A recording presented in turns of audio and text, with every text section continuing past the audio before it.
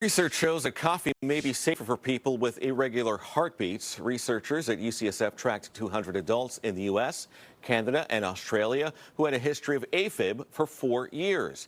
Half cut out caffeine entirely, while the other half drank at least 1 cup of coffee a day. Those who drank coffee were less likely to have another irregular heartbeat episode when compared to the non-coffee group. A-Fib is estimated to affect 1 in 3 adults nationwide. For more insight, I'm joined now by Dr. Gregory Marcus, the lead researcher and UCSF cardiologist. Dr. Marcus, thank you so much for joining us. Thanks for having me. All right, so doctor, I wanted to talk to you a little bit about what is A-Fib and what causes it. So atrial fibrillation is a very rapid, chaotic heart rhythm arising from the top 2 chambers of the heart, called the atria.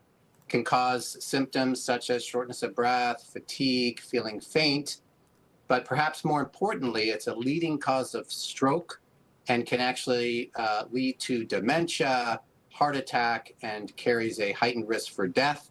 There are blood clots that can form in the upper chambers, presumably due to stasis of blood, that then, if they dislodge, travel elsewhere and block blood supply to vital organs or the brain, can cause significant damage. So this is a pretty serious issue that affects Americans.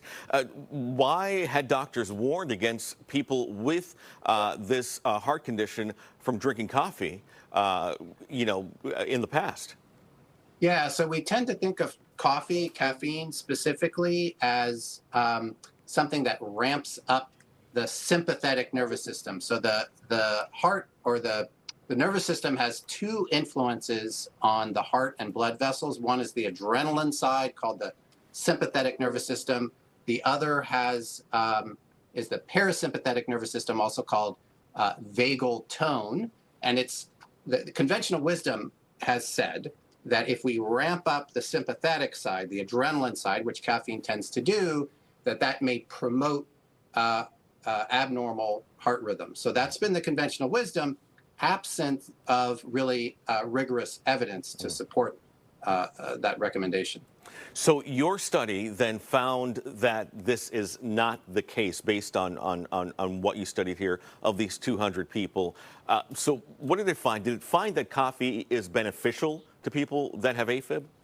Yeah, so a critical kind of difference in this study compared to prior research was that we actually randomly assigned people with atrial fibrillation to go ahead and continue to consume your daily cup of caffeinated coffee versus avoid all coffee and caffeine.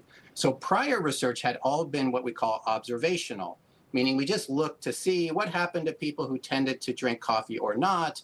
But of course, that sort of study is prone to confounding by other factors. So when we randomly assign people and follow them prospectively over time, we can infer causality. And here we found that actually the people randomly assigned to consume caffeinated coffee experienced a lower risk of recurrent atrial fibrillation compared to those who abstained, again, were randomly assigned to abstention from either coffee or caffeine. So are you saying that your study right now is the only study that have comprehensively looked into people over a period of time to see if coffee had a negative impact on their A-Fib illness? Correct. It's the only randomized controlled trial of caffeinated coffee beyond a day or so. And in this case, they were assigned for 6 months. And this one happened to show, if anything, it seemed to protect against atrial fibrillation.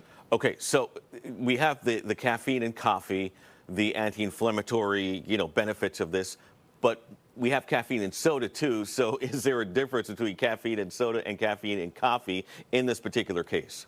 Yeah, great point. Very important to emphasize that this was in the setting of naturally occurring caffeine in coffee. And the study was not designed to disentangle effects specific to stuff in coffee versus caffeine itself, and absolutely should not be used to extrapolate to things like sodas, which have other harmful ingredients, such as sugar, and especially energy drinks that have very high dose caffeine. There are case reports of atrial fibrillation being induced among very young, healthy people after consuming energy drinks. So this is very specific to caffeinated coffee consumed really in regular amounts in moderation. And can I also ask, black coffee, or what if you put sweetener in it? Yeah, so another interesting question. We were unable to find any difference. Now, there we may have not had enough statistical power to determine if there are differences among types of coffee consumed, but there was no evidence that there was any difference, and it really seemed to be the caffeinated coffee itself, regardless. All right. The first serious study looking into this matter. Dr. Marcus from UCSF, thank you for joining us and providing your insight.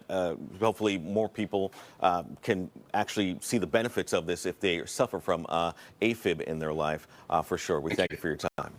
Thank you.